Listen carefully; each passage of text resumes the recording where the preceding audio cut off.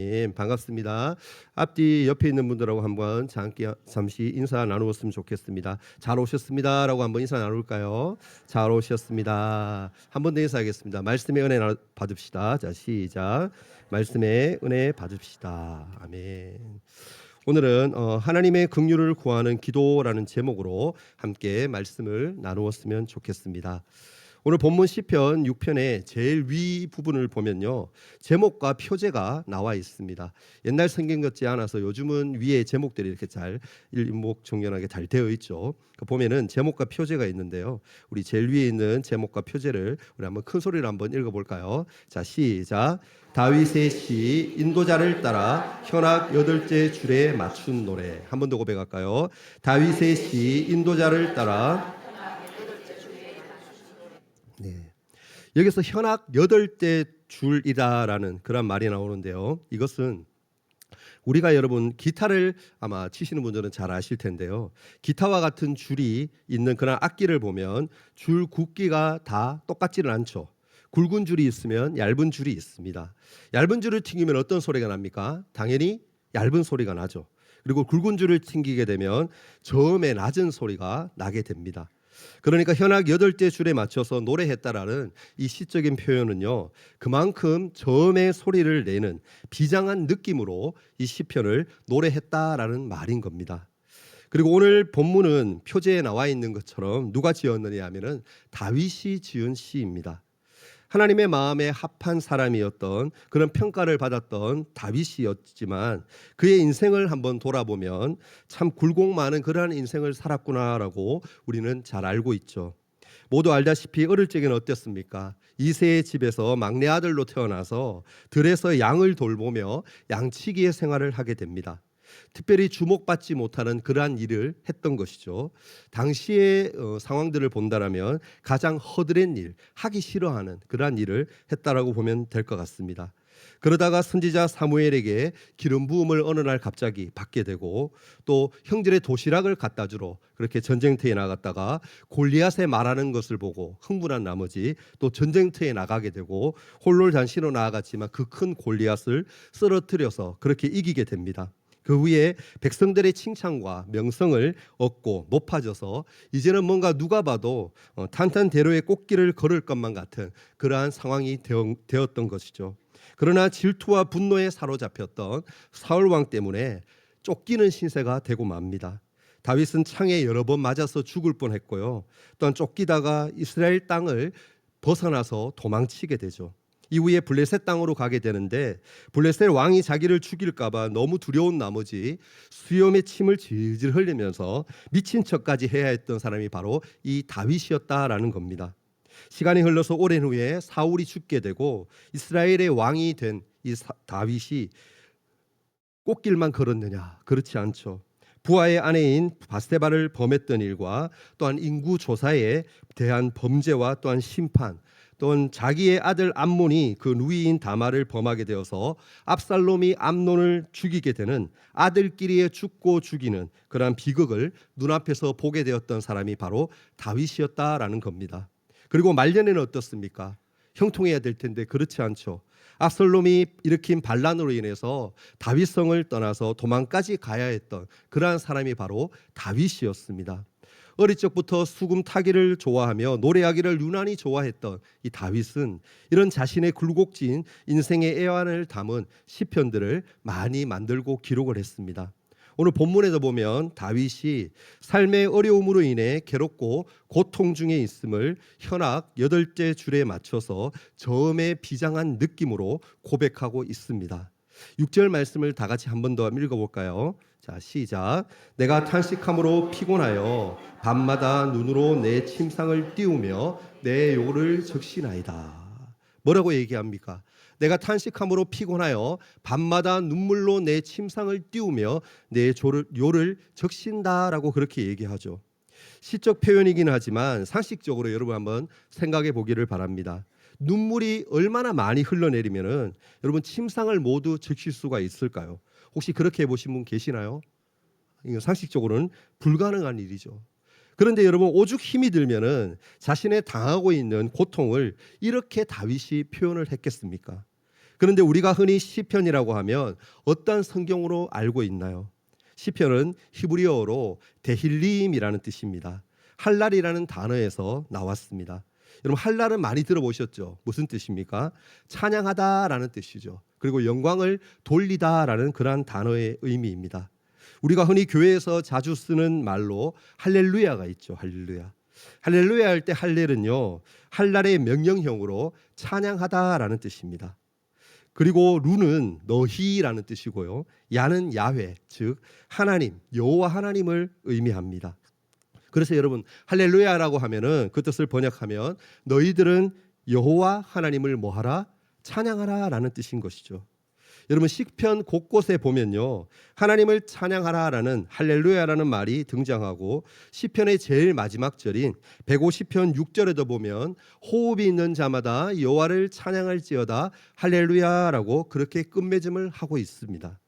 그러니까 우리에게 이 시편은요, 하나님을 찬양하는 가사집으로 일반적으로 인식되어져 왔다라는 것이죠.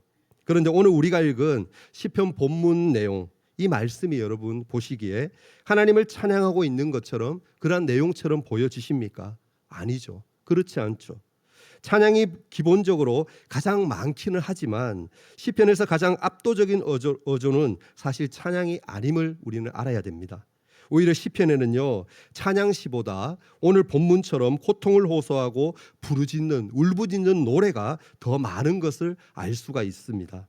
오늘 본문을 가리켜서 우리는 탄식시 혹은 애가라고 그렇게 말합니다. 애가는요 여러분 한자로 이렇게 표현합니다. 슬플 애자에 노래 가자를 씁니다. 그러니까 무슨 뜻입니까? 슬픈 노래라는 그러한 뜻이죠. 세상을 살아가면서 우리는 항상 기쁘고 감사가 넘쳐 찬양이 넘치는 상태로만 살 수는 없습니다.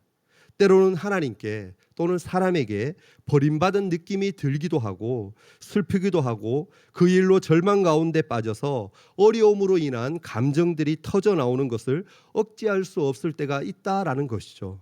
이럴 때 우리가 부르는 노래가 바로 애가, 바로 슬픈 노래인 겁니다. 그런데 우리는 신앙생활을 할 때 늘 이 애가를 부정적인 모습으로 생각하고 받아들여 왔음을 보게 됩니다. 여러분 신앙이란 부정적인 것을 인정하는 것이 아니다라는 현대인들의 편견 때문에 애가의 시편을 무시하게 되었다라면서 한 신학자는 이러한 말을 합니다. 애가는 교회가 잃어버린 고귀한 영적 자산이다라고 그렇게 말합니다. 물론 여러분 우리는 범사에 날마다 감사해야 합니다. 그런데 범사에 감사하다라는 이 말은요, 슬픈데도 불구하고 기쁜 척하는 위선을 뜻하지는 않습니다. 하나님은 우리를 24시간 기뻐하도록 로봇처럼 그렇게 창조하지 않았다라는 겁니다. 상황에 따라서 희노애락이라고 우리가 표현을 많이 하는데요. 그러니까 뭡니까? 기뻐할 때는 기뻐해야 되고 분노할 때는 분노해야 되고 또한 슬퍼할 때는 슬퍼할 수 있어야 되고 즐거워할 수 있을 때는 즐거워할 수 있는 인격적인 존재로 하나님이 우리를 만드셨다라는 것이죠. 그렇기에 범사에 감사하다라는 말은요, 실제로 마음은 절망의 늪에 빠져서 허우적거리고 있으면서도 희망이 넘치는 척, 불평하면서도 찬양하는 척하는 거짓 경건의 모습을 이야기하는 것이 결코 아닙니다. 사실 범사에 감사하라라는 이 말은요, 하나님의 주권에 대한 고백인 줄 믿습니다. 지금 당하는 그러한 일이 세상적인 눈으로 보면 안 좋아 보이고 또한 불합리해 보이는 일이라서 원망과 불평이 쏟아져 나올 수밖에 없는 상황일 수가 있습니다.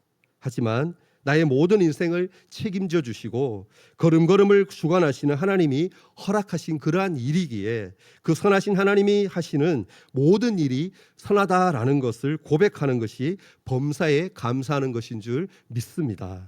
내 눈에는 안 좋아 보이는 일과 상황이지만 이것 또한 결국에는 하나님이 합력하여 선을 이루시는 하나님의 손안에 있기에 결국은 선으로 바꾸실 그 하나님이 계획하시고 또한 섭리하시기에 감사할 수가 있다라는 것이죠. 그러므로 범사에 감사하라라는 이것은요, 상대적으로 초라해 보이는 내 것들과 내 뜻과 마음대로 되지 않은 일을 포함한 모든 그러한 일들이 하나님의 주권과 섭리 속에 있다라는 것을 믿고 인정하라라는 것입니다. 여러분, 애가도 이와 마찬가지입니다. 어렵고 힘든 일이 있을 때 나의 인생을 지고 계시는 하나님 앞에 모두 들고 나와 그분께 상한 마음을 모두 토로하고 치유와 안식을 경험하는 것이 애가의 본질적인 기능이다라는 것이죠. 애가 하면 가장 먼저 떠오르는 것이 있을 줄 압니다. 직접적으로 성경 중에 애가라는 명칭이 들어가는 말씀이 있죠. 뭡니까? 예레미야 애가이죠. 예레미야 애가 1장 1절 말씀을 보면요, 이렇게 기록합니다. 함께 한번 읽어볼까요? 슬프다 이 성이여, 전에는 사람들이 많더니 이제는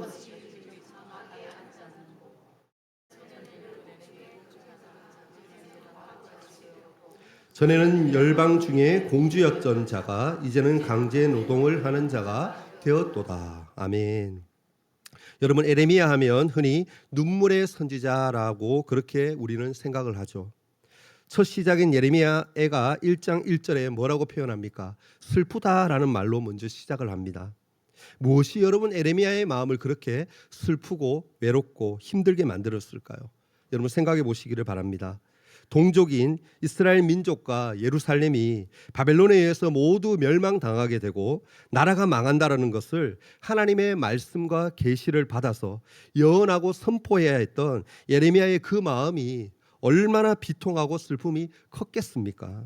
그리고 실제로 그렇게 멸망당한 조국을 바라보면서 슬픔을 안고 예레미야 애가를 기록하고 있는 예레미야입니다. 여러분 1장 1절부터 시작해서 계속 비통함을 노래하고 있는데요. 2장 11절 말씀도 우리가 함께 한번 읽었으면 좋겠습니다. 함께 읽어볼까요? 자, 시작. 내 눈이 눈물에 상하며 내 창자가 끊어지며 내 간이 땅에 쏟아졌으니 이는 딸 내 백성이 패망하여 어린 자녀와 젖먹는 아이들이 성읍 그 길거리에. 아멘. 이런 말씀을 보면 눈이 상할 만큼 너무 많이 울고 창자가 끊어지고 간이 땅에 쏟아졌다라고 그렇게 표현을 합니다. 이 단어들만 보아도 얼마나 예레미야가 마음이 슬프고 힘들었는지를 여러분 짐작할 수가 있을 줄 압니다. 방금 읽은 예레미야 애가를 봐도 그렇고 또 전체 시편 150편 중에서 이 애가 오늘 읽었던 탄식시가 찬양시보다 수적으로 많다라는 것은요, 우리에게 많은 것을 알려주고 있습니다. 그만큼 무엇입니까? 우리의 인생의 삶의 고난과 고통이 끊임없이 우리를 힘들게 한다라는 것을 보여주고 있다라는 겁니다. 이 고난은요, 예수님을 믿는 우리 신앙인에게도 비켜가지 않고 예외 없이 찾아오게 됩니다. 물론 오늘 본문은요, 참회의 시로도 분류할 수가 있습니다. 본문 1절에 다윗이 뭐라고 얘기합니까? 자신의 고통이 하나님의 징계로부터 왔다라고 생각하고 있기 때문입니다. 구체적으로 어떤 죄를 지어서 징계를 받았는지는 나와 있지 않지만 다윗은 자신의 고난이 자신이 지은 죄 때문이다라고 생각하는 듯 보여집니다. 그렇지만 사실 우리의 고난은요, 반드시 죄의 징계만으로 거기에 대해서만 오는 것이 아님을 우리는 기억해야 됩니다. 특별히 중한 죄를 짓지 않았는데도 예수님 잘 믿고 또한 신앙생활을 열심히 하는데도 정말 신실하고 귀한 분들에게도 똑같이 말 못할 고난이 닥쳐오는 것을 우리는 종종 보게 됩니다. 오늘 성경은요, 우리가 깊은 절망에 빠졌을 때 여호와 하나님께 나와 애가를 불러야 된다라고 말하고 있습니다. 괜히 문제가 없는 척 경건한 척 하면서 그렇게 살지 말고 다윗처럼 예레미야처럼 솔직하게 하나님께 나아와서 상실로 인한 고통을 부르짖으라라는 것입니다. 오늘날 현대를 살아가는 그리스도인들은 자신의 삶이 잘못되었다라는 것을 잘 인정하지 않으려는 경향을 많이 보입니다. 실제로 문제 가운데 있는데도 불구하고 문제가 없는 척하는 거짓 경건의 모습으로 살아가고 있는 분이 의외로 많다라는 것이죠. 그러다 보니까 어떻습니까? 문제들을 가지고 나와서 하나님께 치유받으려고 하지 않는다라는 것이죠. 예를 들어서 우리의 자녀가 학교에서 친구들에게 괴롭힘을 당하고 왔다라고 가정해 봅시다. 그래서 집에서 부모가 아이를 보고 요즘 너 힘든 거 없니? 학교에서 무슨 문제가 없어? 라고 모든 것을 알고 있으면서 물어봤는데도 불구하고 아이는 괜찮은 척, 아무 문제도 없는 척, 기쁘고 즐겁게 학교 생활을 하고 있다라고 하는 척 그렇게 부모에게 얘기한다라면 그 부모의 마음이 어떨 것 같습니까? 사실 우리와 하나님과의 관계도 이와 같다라고 보면 좋을 것 같습니다. 분명 아버지 대신 우리 하나님은 자녀인 우리가 무엇 때문에 아파하고 무엇 때문에 힘들어하는지 다 알고 계십니다. 그럼에도 그것을 우리가 애써 숨기고 괜찮은 척 한다라면 우리와 하나님 아버지와의 관계는 부모와 자식이 누리는 친밀함과는 거리가 먼 피상적인 관계가 되어버리고 말 것입니다. 우리가 우리의 부모에게 그러하듯이 나 오늘 학교에서 친구들과 싸워서 선생님께 야단맞아서 너무 슬프고 힘들었어라고 솔직히 그 아픔을 공유하는 것처럼 진짜 가까운 관계, 친절한 관계라면 마음 깊은 곳에 품고 있는 마음들, 겪고 있는 고통들을 숨기지 않고 다 고백하고 나눌 수 있어야 그것이 진짜 가깝고 친밀한 관계다라는 것이죠. 오늘 본문의 표현들을 보면 3절을 보면 어떤 표현이 나옵니까? 여호와여 어느 때까지입니까? 라고 얘기합니다. 또 5절에도 뭐라고 얘기합니까? 사망 중에서는 주를 기억하는 일이 없사오니 수월에서 주께 감사할 자가 누구이겠습니까? 라고 얘기하죠. 그리고 6절에도 보면 내가 탄식함으로 피곤하여 밤마다 눈물로 내 침상을 띄우며 내 요를 적십니다 라고 고백합니다. 또 7절에는 뭐라고 얘기합니까? 내 눈이 근심으로 말미암아 쇠한다라는 표현을 하고 있습니다. 여러분 이 표현처럼 애가는 겉으로 볼 때에는 부정적인 탄식의 소리처럼 들릴지도 모르겠습니다. 하지만 그렇게 불평과 원망처럼 보일지라도 실제로는 하나님의 인애에 대한 깊은 확신에서 나오는 고백이다라는 것을 우리는 반드시 기억해야 할 줄 믿습니다. 비록 큰 절망 가운데 있다고 할지라도 하나님의 인애는 변함없음을 확신하고 하나님을 신뢰하는 마음으로 그분께 호소하며 나아가면 된다라는 것입니다.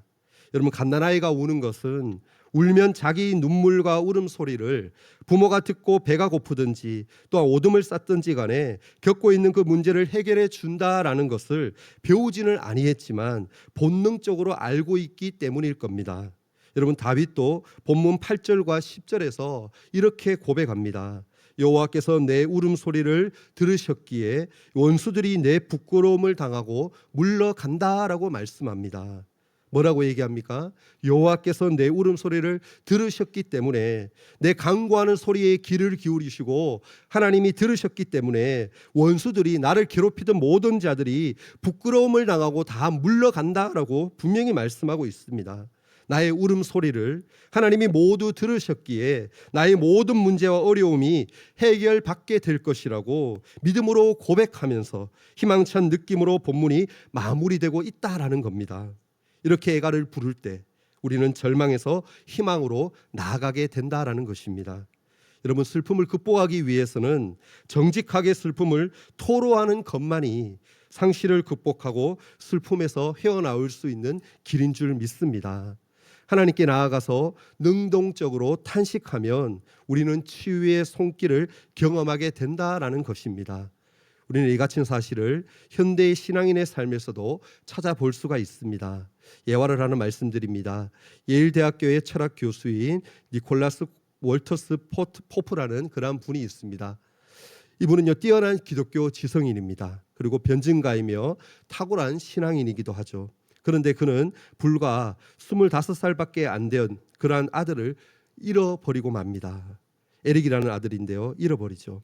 독일에서 현대 건축의 기원에 관한 박사 학위 논문을 쓰고 있던 그러한 아들이 오스트리아에 여행을 가서 산행을 하다가 실족하여서 목숨을 잃어버리고 맙니다. 아들을 잃고 난 후에 깊은 상실과 고통이 무엇을 의미하는지를 경험한 후에 솔직하게 토로한 그의 고백은요, 우리에게 진정한 애가가 무엇인지 그리고 애가가 어떻게 치유로 나아가는 가장 중요한 길인지를 잘 보여주고 있습니다. 그는 이러한 책을 썼는데요. 나는 사랑하는 사람을 잃었습니다 라는 책을 썼습니다. 여기서 고백하는 내용을 잠시 제가 읽어드리려고 합니다. 그럼에도 에릭은 가고 없다. 지금 여기에 그는 없다. 이제 나는 그와 이야기를 나눌 수 없다.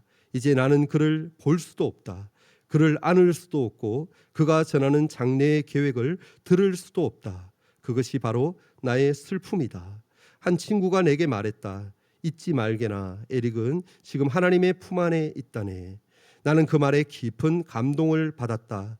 그러나 현실은 에릭을 내 품으로 되돌려 놓지 않는다. 그것이 나의 애통함이다. 그런 나에게 에릭을 돌려받는 일 외에 그 어떤 것도 위로가 되지 않는다. 만일 당신이 나를 위로하면서 죽음이란 그리 나쁜 것이 아닙니다라고 말하는 것이 자신의 의무라고 믿는다라면 당신은 내가 애통함에 빠져 있는 동안 내 곁에 앉지 않고 멀리 떨어져 저만치 서 있는 사람과 같다. 그렇게 떨어져 있는 사람은 내게 아무 도움도 되지 않는다. 내가 진정 듣고 싶은 말은 자식의 죽음이 얼마나 고통을 안겨주는지 당신이 알고 있다라는 말이다. 나는 당신이 절망 가운데 있는 나와 함께 있다는 그러한 말을 듣고 싶다. 나를 위로하기 위해서는 당신이 내게로 다가와야 한다. 이리로 와서 내 통곡의 벤치에 나와 함께 앉아주세요. 여러분, 이 월터스 토프의 솔직한 고백이 여러분 공감이 되시나요? 그는 복음을 모르는 사람이 절대 아니었습니다. 누구보다 탁월한 기독교 지성으로 복음과 부활 신앙을 소유했었지만 아들을 잃었을 때에는 그의 마음 가운데 절망과 낙심만이 가득했다라고 고백합니다. 그리고 누군가 자기를 진짜로 위로하고 싶다라면 몇 마디 동정의 그러한 말보다 이리로 와서 내 통곡의 벤치에 함께 앉아 있어 달라라고 말합니다. 이것이 인간의 실존적 모습이다라고 저는 생각합니다. 바로 연약함이죠. 우리가 만일 자식과 재산 모든 것을 잃고도 주시니도 여호와시며 취하시니도 여호와이시니 여호와의 이름이 찬송을 받을지니다라고 욥처럼 그렇게 고백할 수 있다라면 정말 차원 높은 신앙의 모습일 겁니다. 하지만 대부분은 어떻습니까? 그렇지 못하죠. 때리면 맞는 만큼 맞은 만큼 아파하고 넘어지고 부서지면 깨지고 다친 만큼 상처 있고 슬퍼하는 것이 바로 우리들의 모습 아닙니까? 아마 우리도 불치의 병이나 죽을 만한 아무 증상이 없이 벼랑간 갑자기 아들이나 형제나 부모님을 잃는 것과 같은 감당할 못할 그러한 슬픈 일을 겪게 된다면 그 당시에는 애통함과 비통함으로 아무것도 할 수가 없을 겁니다. 그렇기에 아들을 잃고 나자 그 순간에는 아무것도 위로가 되지 않는다라는 이 신앙인의 고백이 그 누구도 신앙이 없는 사람으로 비난할 수 없다라는 것이죠. 만약 그렇게 하는 사람이 있다라면 그 사람은 정말 비정한 사람일 겁니다. 긍휼을 모르는 사람이라고 할 수가 있을 겁니다. 우리의 모든 말과 행동의 표준이 되시는 예수 그리스도도 그렇게 애가를 부르는 삶을 사셨음을 우리는 기억해야 합니다. 그분에게는 이 땅에 인간의 몸을 입고 태어난 그 자체가 큰 고통이었을 겁니다. 인간을 비롯한 모든 천지 만물을 창조하신 하나님이 피조물이 되어서 태어난다라는 것은요, 도무지 받아들이기 힘든 일이었을 겁니다. 그렇게 성육신하신 예수님의 애가의 클라이막스가 어디일까요? 바로 잘 알고 있는 십자가 위에인 줄 믿습니다. 완벽한 신성을 가지셨지만 완전한 인성을 가지신 예수님이셨기에 인간의 몸으로 받는 십자가의 고통은 너무나도 감당하기 힘든 고통이었습니다. 창조주이신 그분이 인간으로 그것도 죽음 중에서 나무에 달린 자마다 저주를 받았다라는 성경의 율법처럼 가장 최악의 죽음을, 가장 비참한 죽음을 맞으셨던 것입니다. 그 죽음을 직면하면서 우리 예수님은 십자가에 달린 채로 하늘에 계신 아버지 앞에 이렇게 고백하는 것을 볼 수가 있죠. 엘리 엘리 라마 사박다니. 아람어 아닙니까? 이 말을 직역하면 어떻게 됩니까? 나의 하나님 어찌하여 나를 버리셨습니까? 라는 뜻 아닙니까? 나의 하나님 어찌하여 나를 버리셨습니까? 예수님이 하신 이 말씀을 여러분 문자 그대로 말뜻 그대로 생각해 보면 예수님의 이 고백은 언뜻 보기에는 하나님을 원망하는 것처럼 보일 수가 있습니다. 그러나 예수님의 이 고백은요, 하나님을 믿지 않는 세상 사람들이 흔히 하는 원망과 불평의 고백이 아닙니다. 그분은 자신이 당하고 있는 도무지 감당하기 어려운 이 고통을 하늘 아버지 앞에 정직하게 토로하며 애가를 부르고 있는 고백이다라는 것입니다. 이 모습은 우리 또한 삶에서 당하는 감당할 수 없는 아프고 슬픈 고통과 어려움에 어떻게 반응해야 하는지를 잘 말해줍니다. 여러분, 말씀을 맺을까 합니다. 우리의 삶은요, 고통에서 시작해서 환희로 끝나는 끝맺는 그러한 일방통행이 결코 아닙니다.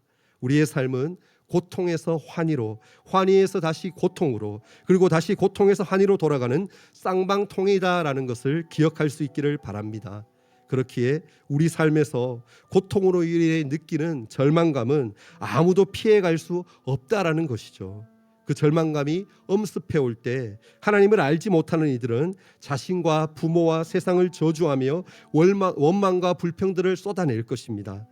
아예 주저앉아서 재기불능으로 일어나지 못하는 사람들도 분명 있으리라 생각합니다.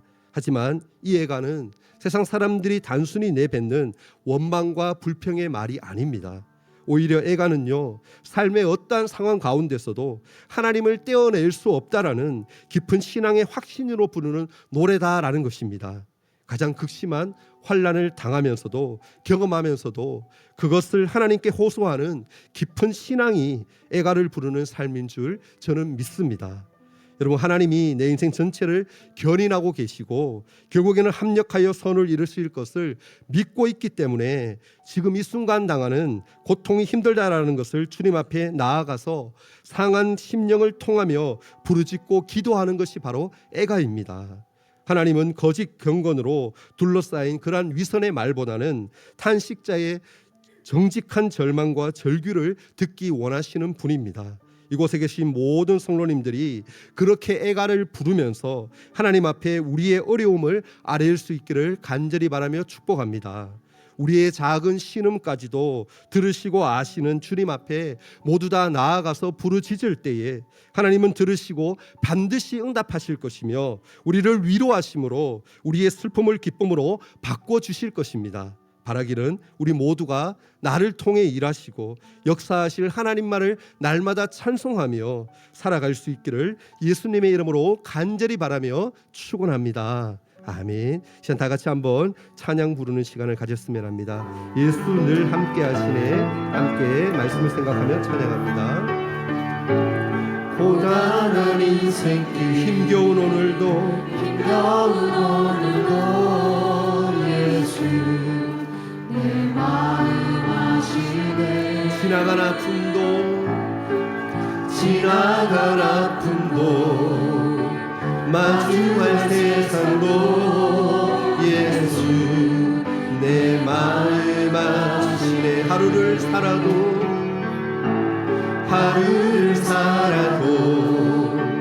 기쁨으로 가리 예수 늘 함께 하시네. 후회도 염려도 온전히 맡기리 예수 늘 함께 하시네. 믿음의 눈 들어 주를 보리. 이 또한 지나가리라. 주어진 내 삶의 시간 속에 주의 뜻 알게 하소서. 고단한 인생길 한 번 더 고백합니다.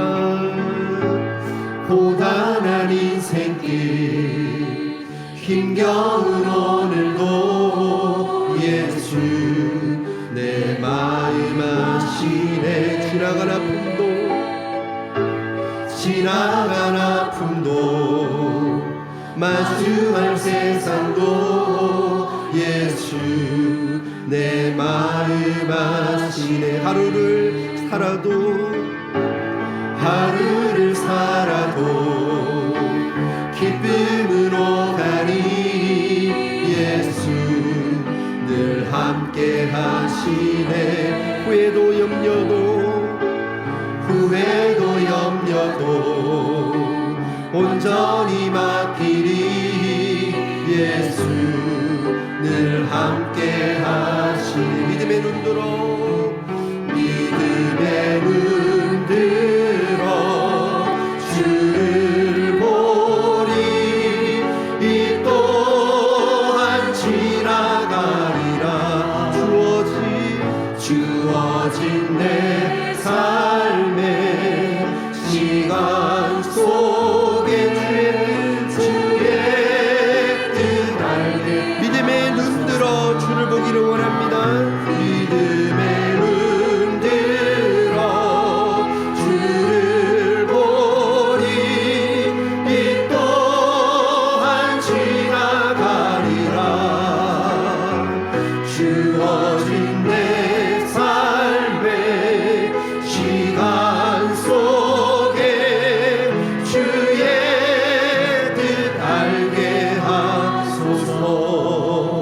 시간 통성으로 함께 기도하며 나가기를 원합니다.